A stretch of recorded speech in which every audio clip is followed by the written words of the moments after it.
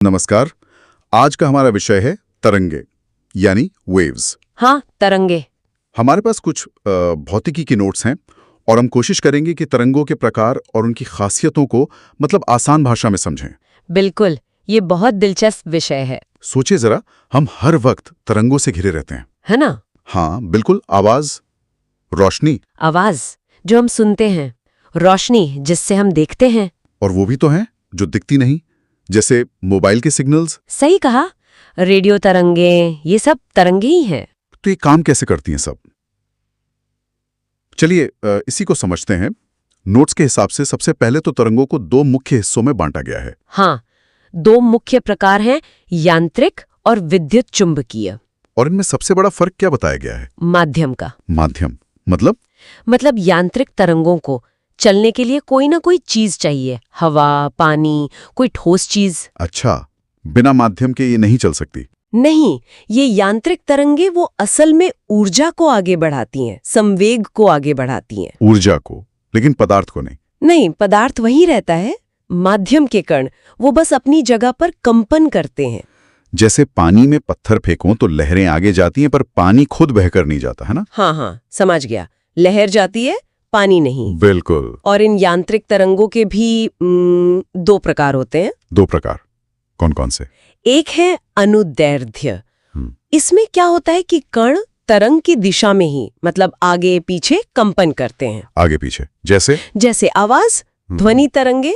हवा के कण दबते हैं, फैलते हैं, फिर दबते हैं, तरंग की दिशा में ही। अच्छा, जैसे वो स्लिंकी स्प्रिंग नहीं होता, उसको धक्का दें तो एक दबाव सा आगे बढ़ता है। बिल्कुल बिल्कुल वैसा ही। परफेक्ट उदाहरण है। ठीक है। और दूसरा प्रकार? दूसरा है अनुप्रस्थ तरंगे।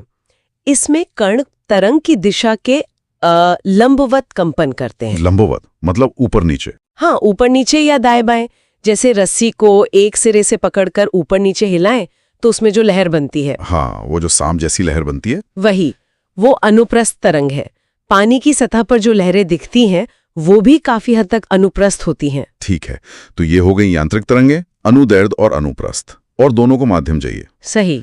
लेकिन फिर ये दूसरी वाली विद्युत चुम्बकीय तरंगे, इनके बारे में क्या खास है? नोट्स में लिखा है इन्हें माध्यम की जरूरत ही नहीं। हाँ, और यही बात इन्हें बहुत खास बनाती है। ये कमाल की तरंगे हैं। बिना माध्यम के, मतलब खाली जगह में भी? बिल्कुल, निर्वात में, वैक्यूम में।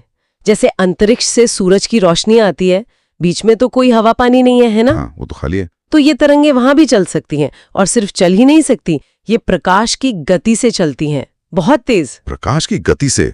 और ये बनती कैसे हैं? क्या चीजें हैं असल में ये असल में बदलते हुए विद्युत और चुंबकीय क्षेत्रों का एक खेल है। एक के बदलने से दूसरा बनता है, दूसरे के बदलने से पहला, और एक लहर की तरह आगे बढ़ता जाता है। ओह अच्छा। और नोट्स में फोटॉन का भी जिक्र है? हाँ, फोटॉन। ये ऊर्जा के छोटे छोटे पैकेट हैं। आप कह सकते हैं कि विद्युत चुंबकीय तरंगे इन फोटोनों से बनी होती हैं। ठीक है, तो बिना माध्यम, प्रकाश की गति, फोटॉन, और इनके गुण क्या हैं? नोट्स में इनके गुणों की भी बात है। जी, ये सारी तरंगे अनुप्रस्थ होती हैं, मतलब कंपन तरंग की दिशा के लंबवत। जैसे रस्सी वाली तरंग? हाँ, उसी तरह। और इन पर कोई चार्ज नहीं होता, ये न्यूट्रल होती हैं, उदासीन। अच्छा, ना पॉजिटिव ना नेगेटिव? बिल्कुल। और आमतौर पर ये सीधी रेखा में चलती हैं। और हाँ, इनमें भी परावर्तन होता है, जैसे आईने से रोशनी टकराकर लौटती है। और अपवर्तन, वो जो पानी में पेंसिल मुड़ी हुई दिखती है? हाँ, वो अपवर्तन है, वो भी इनमें होता है। मतलब ये यांत्रिक तरंगों जैसे कुछ गुण दिखाती हैं, लेकिन इनकी मूल प्रकृति अलग है। और कोई मैक्सवेल का नाम भी है नोट्स में? हाँ, जेम्स क्लर्क मैक्सवेल, महान वैज्ञानिक। उन्होंने गणितीय रूप से भविष्यवाणी की थी कि ऐसी तरंगे होनी चाहिए। बाद में हर्ट्ज ने प्रयोगों से इन्हें साबित किया। वाह, तो ये भविष्यवाणी थी पहले? जी, और नोट्स में एक पूरे स्पेक्ट्रम की बात है ना? गामा किरणों से लेकर रेडियो तरंगों तक। हाँ, स्पेक्ट्रम, इसका क्या मतलब हुआ? ये सब अलग अलग तरंगे हैं? है तो अलग अलग नाम, लेकिन है सब एक ही परिवार के सदस्य, विद्युत चुंबकीय तरंगे।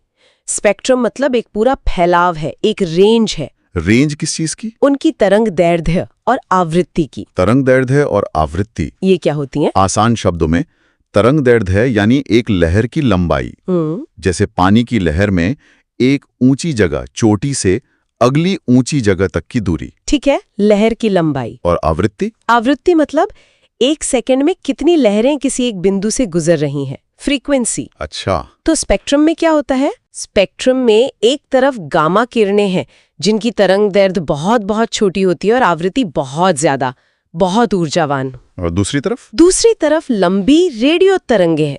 इनकी तरंग दैर्ध्य बहुत लंबी होती है, कई मीटर या किलोमीटर तक भी, और आवृत्ति कम होती है। और इनके बीच में? बीच में एक्सरे, पराबैंगनी, यूवी, फिर वो हिस्सा जिसे हम देख पाते हैं, दृश्य प्रकाश। अच्छा, जिसे हम रोशनी कहते हैं। वो बस एक छोटा सा हिस्सा है। हाँ। बहुत छोटा सा हिस्सा। फिर उसके बाद आती हैं अवरक्त, इंफ्रारेड किरणें जिनसे गर्मी महसूस होती है, फिर माइक्रोवेव और फिर रेडियो तरंगे। ये सब एक ही परिवार है, बस तरंग दैर्ध्य और आवृत्ति का फर्क है।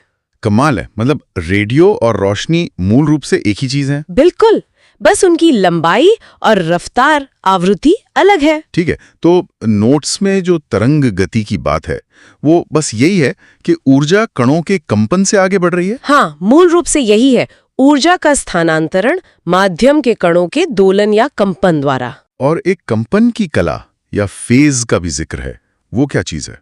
फेज, हाँ, वो थोड़ा गहरा कॉन्सेप्ट है। वो बताता है कि किसी क्षण पर कंपन करता हुआ कण अपनी सामान्य स्थिति से कितना दूर है और किस दिशा में जा रहा है।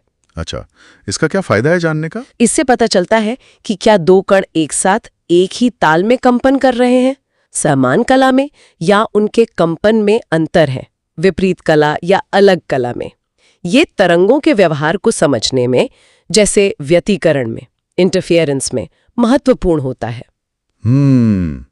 तो अगर हम सब बातों को समेटें तो हमने क्या देखा? तरंगे ऊर्जा ले जाने का एक तरीका है। दो मुख्य प्रकार, यांत्रिक और विद्युत चुंबकीय। सही। यांत्रिक को माध्यम चाहिए, जैसे आवाज, और विद्युत चुंबकीय को नहीं चाहिए, जैसे प्रकाश, रेडियो तरंगे। ये फोटॉन से बनी है, प्रकाश की गति से चलती हैं।